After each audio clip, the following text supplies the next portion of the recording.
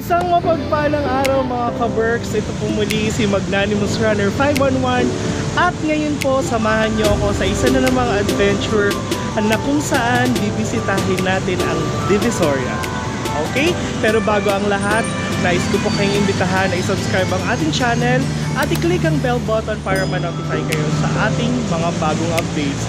At ayan na nga po, nasa likod ko po ang sasakyan nating jeep dahil pupunta tayo at sasakay tayo ng PNR or Philippine National Railway System ng papuntang Tutuban Center. Ngayon po, dito po kasi sa amin sa Tatak, merong pinakamalapit na terminal. Ito po, yung sasakyan nating jeep, ito yung biyaheng papuntang FTI at dyan tayo sasakay. Alright, samahan niyo po ako mga ka-Berks, tara!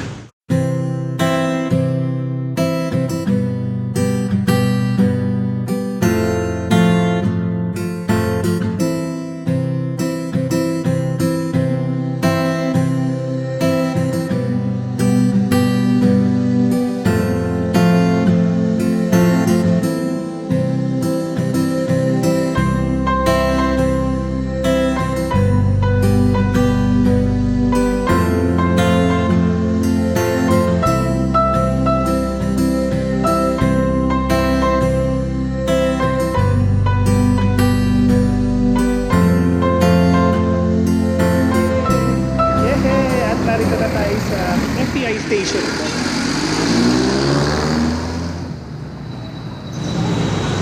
Alamin natin ang schedule.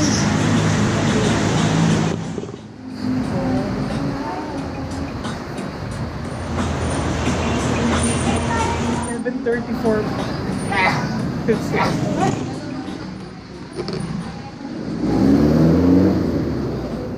mag-11 pa lang. So 34 minutes ako maghihintay. Anyway, magbabayad na tayo. Kuya, isang tutuban magkano po? 20 pesos. Wait lang kuya.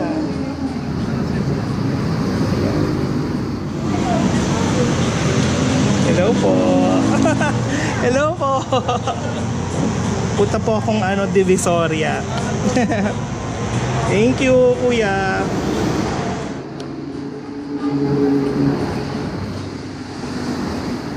Waiting po tayo ngayon sa tren at around 10:55 AM pa lang po at 11:34 pa po yung tren. Medyo matagal mo tayo maghihintay pero okay lang.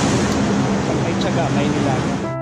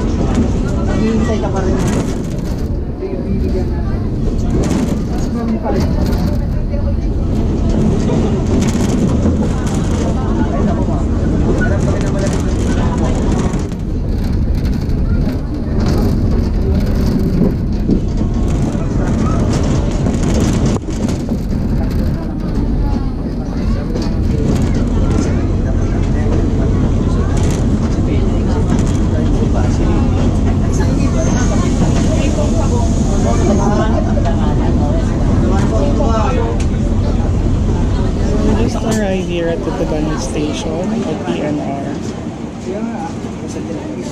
It took like 50 minutes going here from FTI.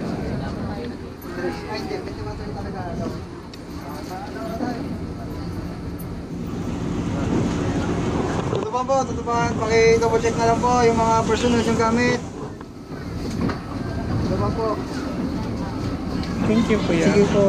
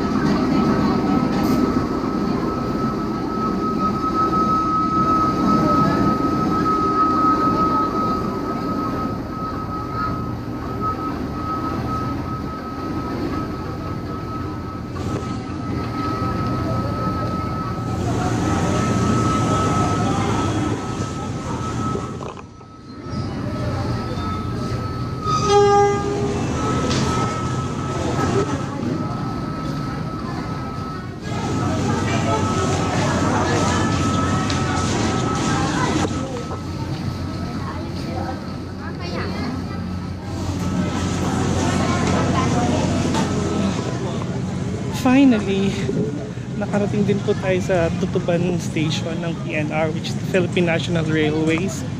At dito na magsisimula ang ating adventures, mga ka-Berks. So ito po yung itsura ng Tutuban Station po ng PNR.